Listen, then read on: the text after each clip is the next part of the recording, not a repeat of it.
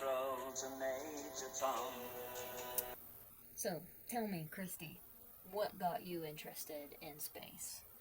My space career started, I think, with the movie Rocket Boy, where the monkey gets into the guy's sleeping chamber and he has to stay awake the whole time on their way to Mars.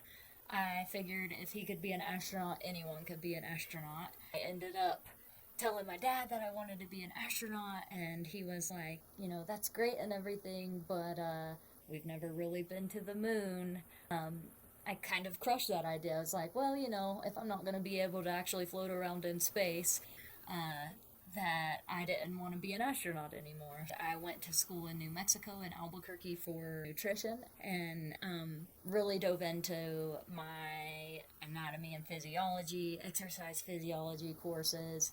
I really like to learn how the macro and micronutrients in food metabolized in your body and what the body did with that fuel. I took some electives in sustainability, which was a fascinating topic for me, the sustainability aspect of what human actions are doing to our planet. And I don't know if you know this, but this is a pretty unique place in the universe, and I think it's super important to take care of it, learn the most we can about our planet, and we can't do that without space. After I got my bachelor's in nutrition, I went to the Earthship Biotecture Academy in Taos, New Mexico. There's these kind of like self-contained hubs of houses that you can build and live in. Well, through that, be invited to the environmental management program to get my master's here in Gunnison, Colorado. And how did you figure out that environmental management and outer space were going to align?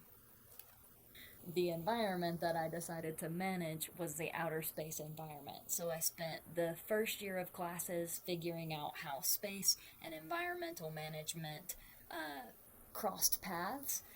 I did each assignment as an outer space assignment, and I did my project with a space-enabled group at MIT working on developing the space sustainability rating system.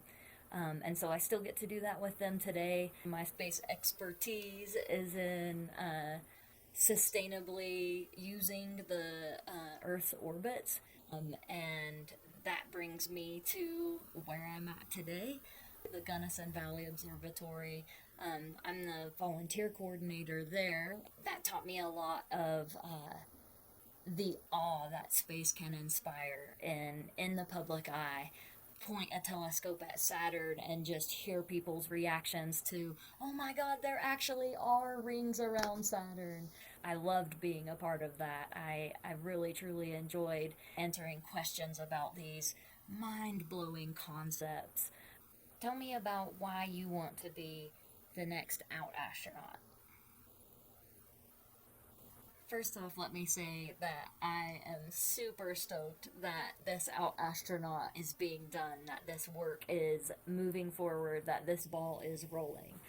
It makes it feel like less of a vast landscape, to know that there are people fighting for more representation in the space industry.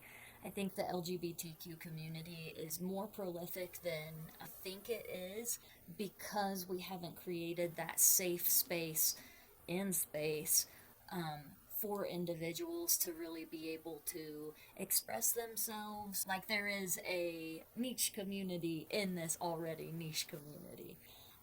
So I'm excited to be the next Out Astronaut so I can give us a voice to amplify that presence that we are here, we love space, and our take on things can be so different than the norm, and the creativity that we can bring to projects and the intelligence that exists in such a untapped well, I think needs to be included, and I am so excited to be a part of that in my daily life and as an astronaut.